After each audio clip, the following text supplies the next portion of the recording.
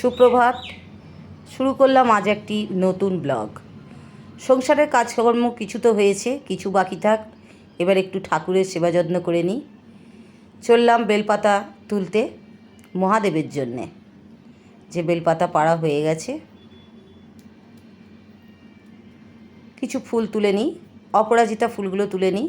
এই ফুলটা দেখুন, অপরাজিতাটা কত নীল, আর এদিকের অপরাজিতাগুলো ফ্যাকাশে। পুজো হয়ে গেছে। এইবার জলখাবারে এই কেট আলুগুলো খোলা সমেত সেদ্ধ করে ভেজে নিয়েছি। মুড়ির সঙ্গে খেতে দারুণ লাগে। সবাইয়ের খাওয়া হয়ে গেছে, আমি বসেছি আলু ভাজা, মুড়ি আর চা নিয়ে। এই আলু ভাজা দিয়ে মুড়ি আর সঙ্গে র চা থাকলে কি অপূর্ব লাগে, কি বলবো। কি সুন্দর খোসাটা খুলে গেল দেখুন। দুপুরবেলায় যাচ্ছি বিয়ে বাড়ি। আজ আমাদের পাড়ারই একটা ভাসুরপো হয়, তার বিয়ে, ছেলের বিয়ে। এই যে আমাদের ভাসুরপো, এর বিয়ে।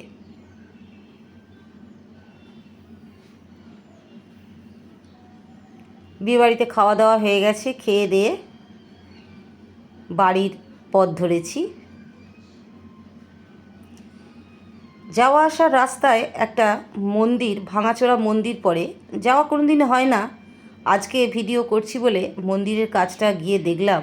মন্দিরের গায়ে কি অপূর্ব টেরাকোটার কাজ। এত বছর ধরে দেখছি মন্দিরটাকে, রাস্তা দিয়ে চলে যাই, কিন্তু কাছে কোনো দিন যাইনি। আজকে গিয়ে দেখি কি অপূর্ব মন্দিরটার গায়ে কাজ দেখুন। এখনও মন্দিরটার গায়ে এই কাজগুলো এত সুন্দর লাগছে। তাহলে যখন মন্দিরটা ভালো ছিল তখন কত সুন্দর লাগতো, আমি সেটাই ভাবছি। যদিও মন্দিরে কোনো দেবতা নেই। চলুন বাড়ির দিকে যাওয়া যাক। সন্ধেবেলা একদম সেজেগুজে তৈরি বরযাত্রী যাওয়ার জন্যে। এই যে বেরিয়ে পড়লাম বরযাত্রী।